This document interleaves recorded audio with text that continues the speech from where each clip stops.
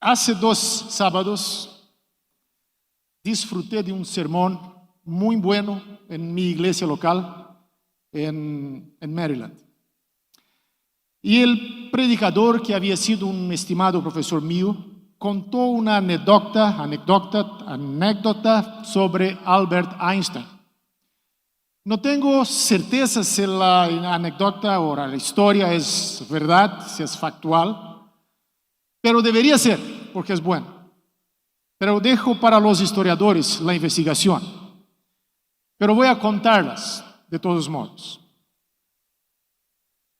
Albert Einstein, en el comienzo de su fama, de su carrera como cientista, aún joven, dio una conferencia pública en algún lugar de los Estados Unidos.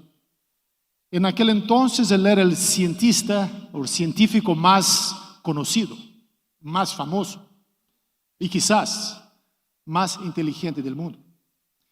Y después de una de sus ponencias o presentaciones públicas, una bella joven, una muchacha muy bonita, lo procuró, se presentó y le dijo: doctor Einstein, imagínese, ocurre que aquella joven hubiera sido Miss América, ustedes pueden imaginar. Y ella se acercó de Einstein y le dijo: doctor Einstein, imagínese si nos hubiéramos casado. Imagínese que hubiéramos tenido un hijo con mi belleza y su inteligencia. Einstein no se quedó muy impresionado con la hipótesis. Y él contestó y dice para ella: pero imagínese que esto hubiera tenido un otro resultado, que el niño hubiera nacido con mi apariencia y tu inteligencia. Yo quiero hablar de alguien que tiene la inteligencia y la apariencia la más perfecta que un ser humano puede imaginar. Quiero hablar de Jesucristo. Y Jesucristo es el centro, el núcleo del Evangelio. Y muchos de los problemas que nosotros enfrentamos, de las comprensiones equivocadas del Evangelio, de la tentativa de poner el esfuerzo humano en el centro del mensaje adventista, por algunas personas, viene de una comprensión equivocada del todo. Porque a veces uno falla y pierde de foco el centro que debe ser Jesucristo. En la segunda carta de Pablo a los Corintios, capítulo 4, verso 6, el apóstolo dice: porque Dios, que mandó que las tinieblas resplandeciera a la luz, que de las tinieblas resplandeciera a la luz, es Él que resplandeció en nuestros corazones para iluminación del conocimiento de la gloria de Dios en la faz de Jesucristo. Ese es un texto denso. ¿Qué Pablo quiere decir con todas estas frases y las correlaciones entre ellas? Pero el punto central es muy claro. Jesús es la base. Jesús es el centro de nuestro mensaje. Jesús es el contenido del mensaje. Jesús es el medio, el objeto y el blanco final. Y si uno pierde de vista este aspecto, nuestra comprensión de la santificación, nuestra comprensión del mensaje será distorsionada. Todo en la Biblia, del Antiguo al Nuevo Testamento, apunta para Jesús. El Antiguo Testamento fue la preparación para que pudiéramos entender quién es Jesús. Si en el Antiguo Testamento sería muy difícil entender las implicaciones de su muerte y de su vida. Pero en el Nuevo Testamento, nosotros tenemos la revelación misma, el ápex, el clímax de la revelación de Jesús. Porque en el Nuevo Testamento nosotros encontramos la historia de Jesús, de su vida, su muerte, su resurrección, su ascensión. Y tenemos el desarrollo de las implicaciones de quién Jesús fue, cómo era su vida para la vida del cristiano. Y al final, las implicaciones de Jesús para la eternidad. Un libro, un evangelio, no sería suficiente para contar la historia de Jesús. Fueron necesarios 4. Para que uno pudiera mirar a Jesús de ángulos diferentes. Pero los evangelios no fueron suficientes. Tenía que tener a alguien como el apóstol Pablo, que escribió varias cartas, y otros autores del Nuevo Testamento, para que pudieran ahora reflexionar sobre la vida de Jesús, los eventos de su muerte, su resurrección, su ascensión, y sacar las implicaciones teológicas y prácticas para la vida cristiana. Y al final el libro de Apocalipsis presenta a Jesús como el Cordero y saca ahora las implicaciones de Jesús para la eternidad.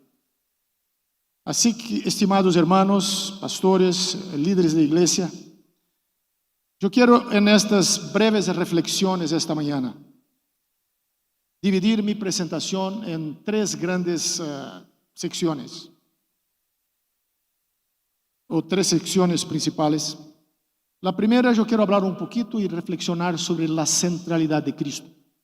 La segunda parte, yo quiero reflexionar sobre el concepto de sustitución en el proceso de salvación, que está en el corazón del mensaje del Evangelio. Y al final, yo quiero sacar algunas implicaciones para nuestra vida y enfatizar la importancia de una comprensión equilibrada del Evangelio en toda su riqueza, en toda su multidimensionalidad, en todas sus facetas. Y el primer punto es la centralidad de Jesucristo en el mensaje del Evangelio.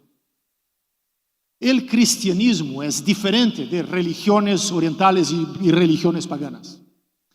Porque la mayoría de las religiones mundiales, religiones paganas, ellas tienen su centro en las enseñanzas de un maestro. Así es en el budismo y otras religiones. Son las enseñanzas del maestro lo que cuenta. Y los seguidores del maestro quieren aplicar las enseñanzas del maestro a su vida. Esto también es parte del cristianismo. Nadie va a cuestionar el hecho de que Jesús nos enseñó muchas cosas que tenemos que practicar. Pero eso no está en el corazón del mensaje cristiano, no está en el corazón del Evangelio, porque en el corazón del Evangelio es la persona misma de Jesús. Él es el centro de todo. Nuestro mensaje no es tanto un mensaje de difundir para el mundo las enseñanzas de Jesús, para que todos aprendan a vivir como Jesús vivió, para que puedan imitarlo, aunque esto sea importante y sea un aspecto, pero el más importante es la persona de Jesús como nuestro Salvador, el Dios encarnado. Porque hay muchas personas por ahí que ni cristianos son, pero que admiran a Jesús. Le gusta hablar de Jesús. Tiene una imagen de Jesús que a veces no es bíblica, pero tiene apreciación por Jesús como un maestro, como un gran ser humano que existió, como alguien más como Buda, Confucio y muchos otros maestros religiosos. Pero el Evangelio bíblico no se expresa de esta manera. El Evangelio bíblico está centrado, está centralizado en la persona de Jesús. ¿Quién fue Él? Y no hay nadie como Jesús. Puso mis manos en un libro no hace mucho tiempo. El título del libro era No hay nadie como Jesús, de Blake Western. No hay, y en inglés es There's no one like Jesus. Y me llamó la atención los títulos de los capítulos. Son 19 capítulos. Y cada uno de los capítulos muestra una faceta de Jesús. Y muestra y argumenta y demuestra bíblicamente que no hay nadie como Él. Por ejemplo, no hay nadie como Jesús en su deidad. No hay nadie como Jesús en su humanidad. No hay nadie como Jesús en sus milagros, en su revelación, en su salvación, en su intercesión. No hay nadie como Jesús en su relación con la iglesia. No hay nadie como Jesús en el servicio. No hay nadie como Jesús en la misión, en la sabiduría, en la riqueza, y así se va. Así, mis queridos, estimados hermanos, no hay nadie como Jesús. Y nuestra cristología precisa estar en el lugar correcto para que nuestra soteriología pueda expresarse de la manera cierta. Y ahora paso para la segunda parte de mi reflexión esta mañana con ustedes. Yo quiero hablar un poquito ahora como un desarrollo de la persona de Jesús, quién es Jesús, la importancia de Él, para el concepto de sustitución, que es crucial y fundamental en la comprensión de la salvación. Si uno no tiene este concepto clarito, uno va a caer en uno de los extremos de la comprensión de la salvación. Porque aunque Jesús sea nuestro ejemplo, y nosotros debemos tener como el blanco de nuestra vida imitar a Jesús, y a cada día que seremos más semejantes a Él, hay algo que viene antes de eso, que es la base, que es la fundamentación del Evangelio, que es el hecho de que Jesús vino para ocupar nuestro lugar, sufrir la muerte que nosotros merecíamos, para que nosotros pudiéramos tener la vida que solamente a Él le era por derecho. Y este concepto ha sido repetido a lo largo de la historia del cristianismo por Martín Lutero, Elena de White, también en el libro Camino a Cristo y en otros escritos. Ese es un aspecto fundamental de la comprensión de la salvación. Y hoy lo que percibimos, que hay una tendencia en algunos lugares de rechazar esta noción de sustitución, o entonces de reinterpretarla. En un extremo está la teología liberal, que no acepta el concepto de sustitución. Porque para la teología liberal, que es humanista, la sustitución es una distorsión del carácter de Dios. Porque ellos van a decir, ¿cómo que Dios puede dar su Hijo para nosotros, para morir? Esto es como si fuera un padre abusando de su hijo. Y la teología liberal va a mirar a Jesús no como el sustituto, no como el sustituto, pero como un ejemplo, un gran maestro, un ser humano ideal que nos muestra cómo debemos vivir nuestra vida en amor y entrega por el prójimo. Entonces, ese es el extremo de la teología liberal. En el otro extremo que nosotros encontramos a veces, también se olvida de la sustitución, que pone un énfasis tan fuerte en la santificación, en la perfección cristiana, y en el hecho de que Cristo debe ser nuestro ejemplo, que tenemos que ahora emular, imitar a Cristo, casi como si fuera una competencia o una competición con Cristo para hacer las cosas que él ha hecho. Si Él hizo, yo ahora puedo hacer también. Y con esa énfasis, uno se olvida que arriba de todo, Cristo es nuestro sustituto. Y la noción de sustitución está en el corazón del Evangelio, está en la base del plan de la salvación. Sin sustitución y el concepto bíblico de expiación, no hay Evangelio.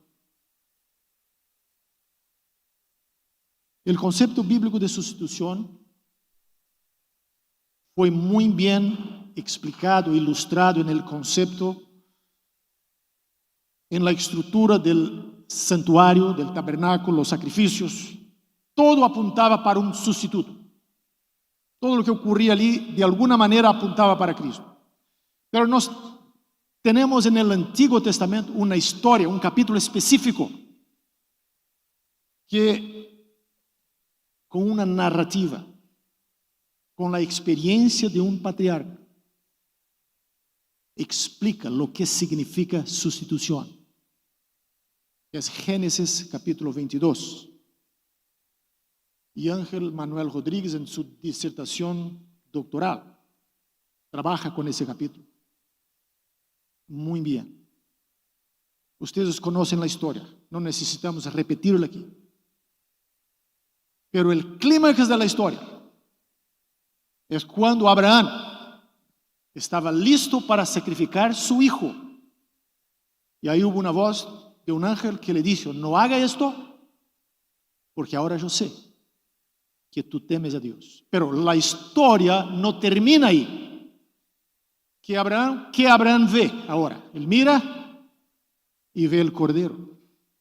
Y el cordero toma el lugar de su hijo. En la experiencia de Abraham, el cordero tomó el lugar de su hijo. Pero 2000 años más tarde,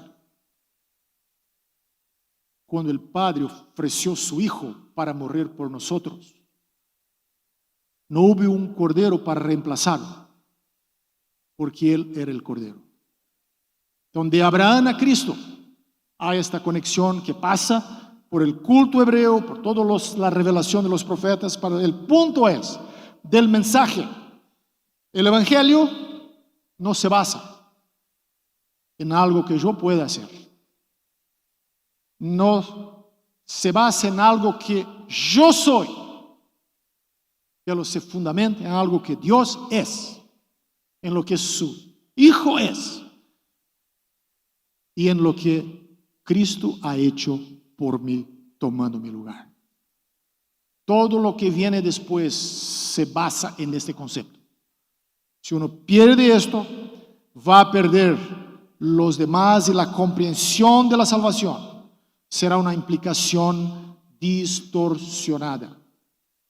Pero ahora quiero reflexionar un poquito más con ustedes, porque se habla mucho del concepto de sustitución. Dios nos salva con la base de su Hijo Jesucristo. Yo puedo ser el peor pecador, pero en el momento que yo acepto a Cristo, que yo entrego mi vida a Él, yo estoy perdonado y justificado. Y ahora su Espíritu va a trabajar en mi vida para que pueda conformar mi conducta al ideal divino. Pero la base, yo estoy salvo en el momento que acepto a Cristo como mi Salvador. Ahora la cuestión es, parece que hay algo arbitrario. ¿Cómo que Dios puede me perdonar con base en lo que Cristo ha hecho? ¿Dónde está la lógica de la salvación? ¿Tú piensas que es justo cuando hay alguien que está en la cárcel y hay alguien ya que es un criminoso, mató muchas personas? Y ahí la madre de él va al juez y dice: por favor, señor juez, déjeme mi hijo salir libre, porque yo voy para la cárcel tomar su lugar.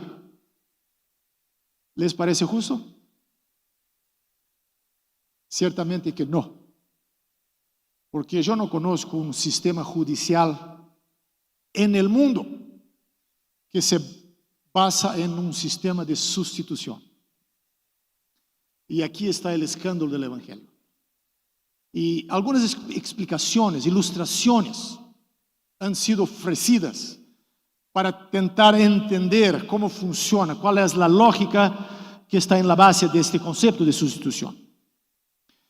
Y yo tengo leído y oído y me he informado de muchas historias, ilustraciones que evangelistas, que predicadores cuentan, que son interesantes, que ilustran facetas de la sustitución, pero que no son completas, porque ninguna ilustración es perfecta. Pero una ilustración muy interesante que he oído hablar, que un predicador muy famoso ha contado, el pastor Lonnie Melashenko, de la Voz de la Esperanza o la Voz de la Profecía en inglés. Él cuenta una historia que una comunidad indígena muy cerrada, con toda la jerarquía del liderazgo, con el jefe y todo allí, empezaron a desaparecer algunos objetos. Alguien estaba robando.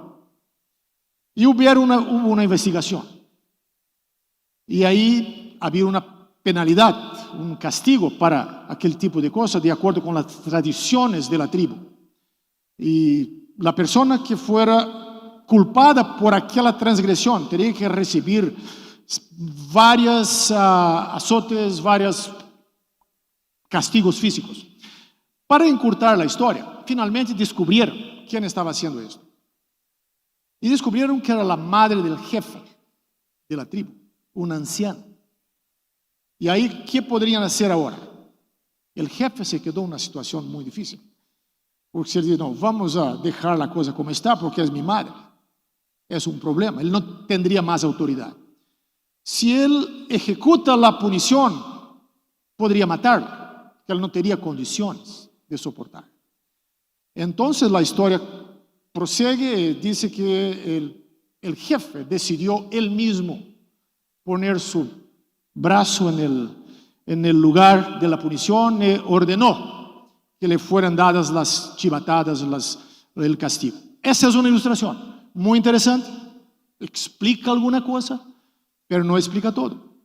Una otra ilustración es el concepto de corporatividad, de corporación, personalidad corporativa, según lo cual el representante de una comunidad puede servir como el sustituto del todo. Y esa historia,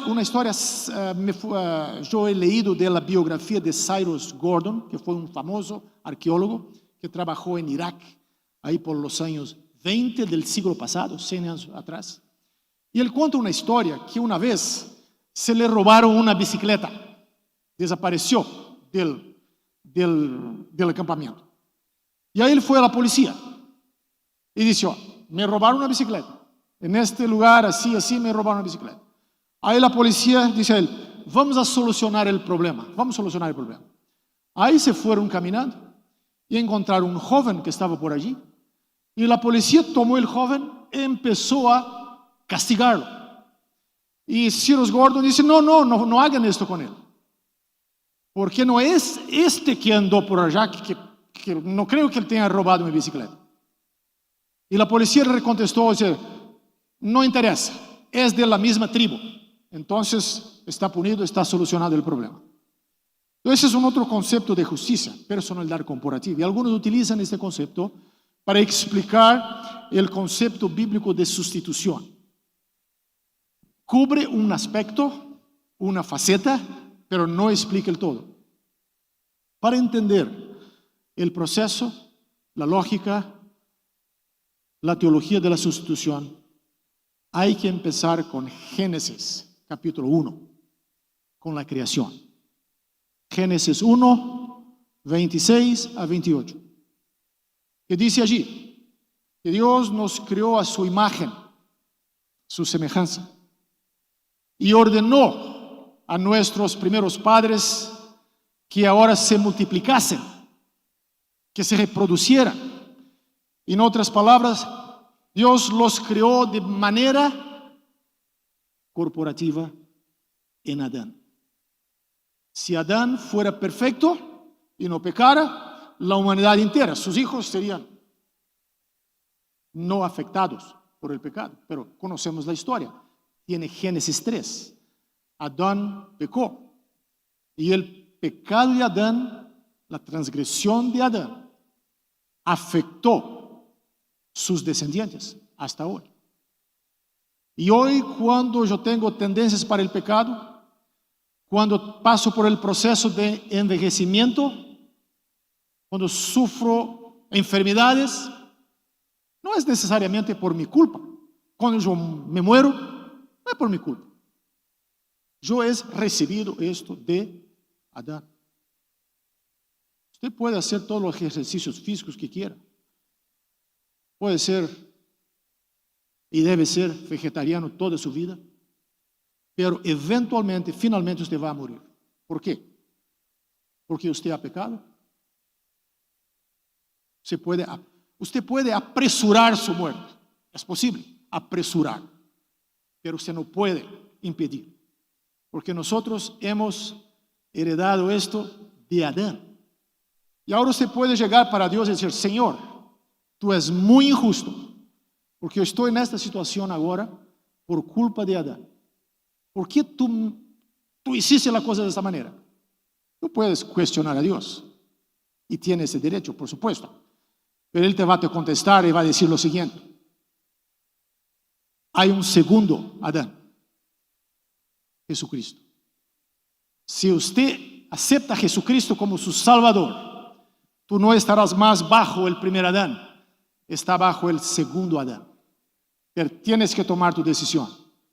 Y Romanos capítulo 5, versículos 12 a 21, explica esto, que nosotros en el nuevo Adán podemos ahora revertir la condición del pecado. Pero el principio es sustitución. ¿Por qué existe sustitución? ¿Por qué existe esa salvación en que un Jesucristo murió y ahora sus beneficios pueden afectar toda la raza humana? Quiero decir, los que lo aceptan. ¿Por qué? Porque así Dios nos creó. Dios nos creó como una comunidad humana corporativa en Adán. Adán ha pecado, se rebeló contra Dios. Dios tiene un plan. Jesucristo, su Hijo, el segundo Adán, viene. Ahora tiene una diferencia.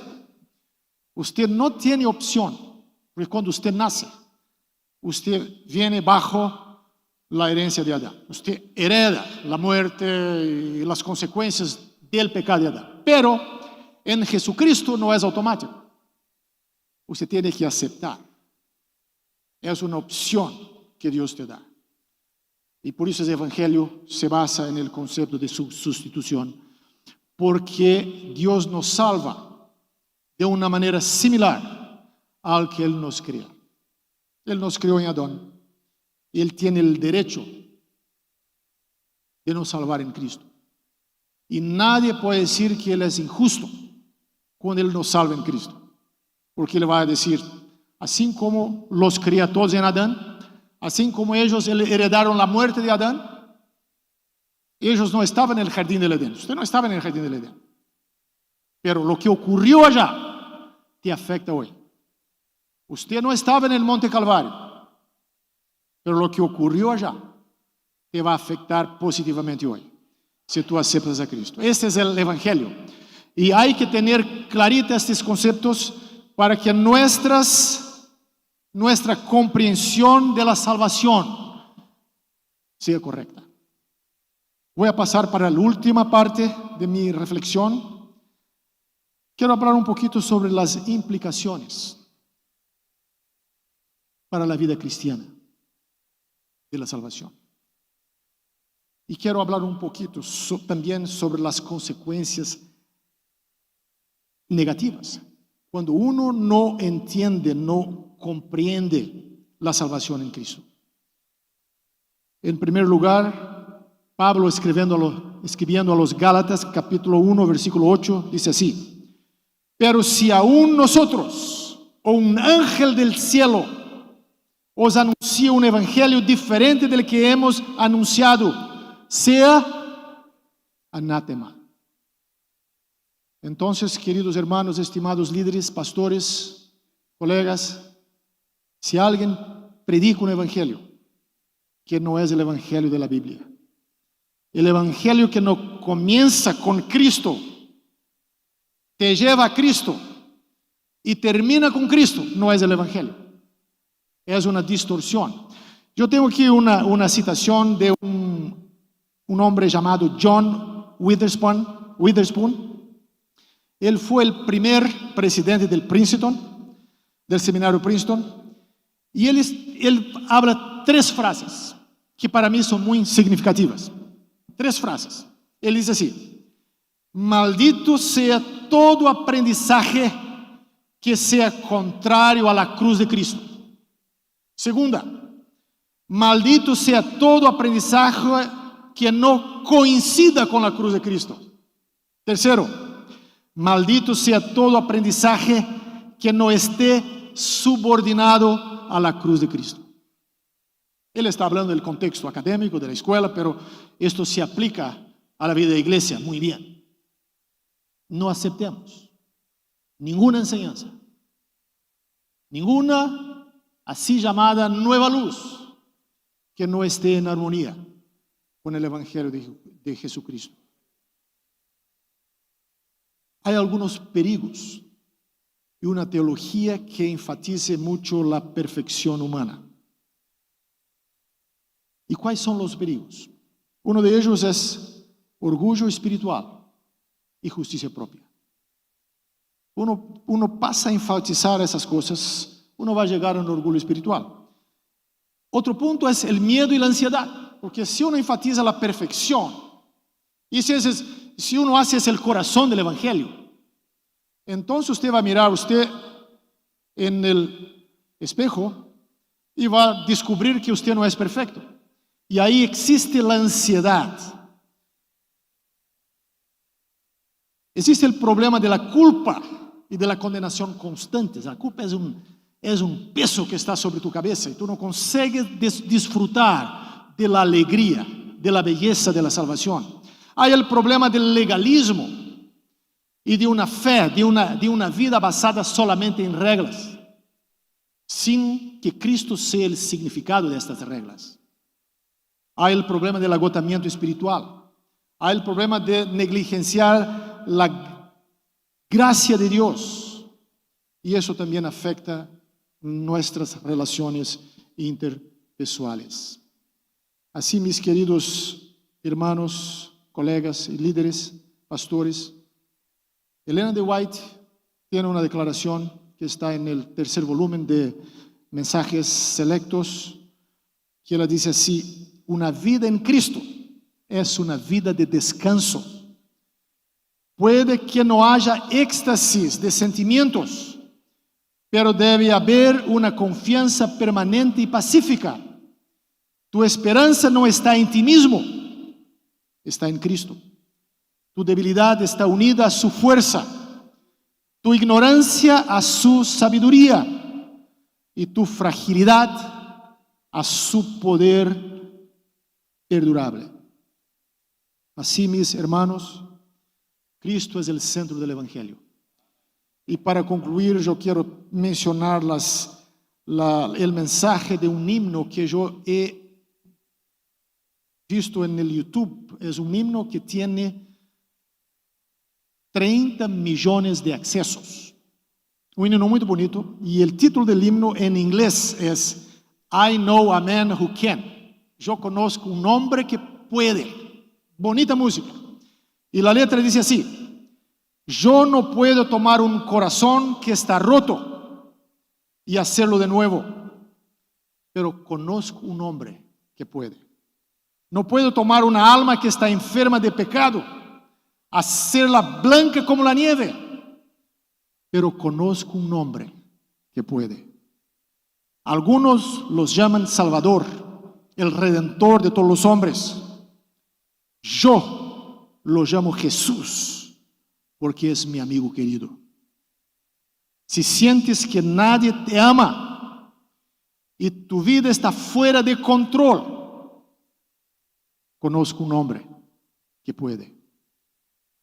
No puedo caminar sobre las aguas ni calmar el mar agitado, pero conozco a un hombre que puede. Yo no puedo hacer que los ojos ciegos se abran o que los cojos vuelvan a caminar, pero conozco un hombre que puede. Algunos los llaman Salvador, el Redentor de todos los hombres. Yo lo llamo Jesús, porque es mi amigo más querido. Si sientes que nadie puede ayudarte y tu vida está fuera del control, conozco a un hombre que puede. Sí, conozco a un hombre que puede.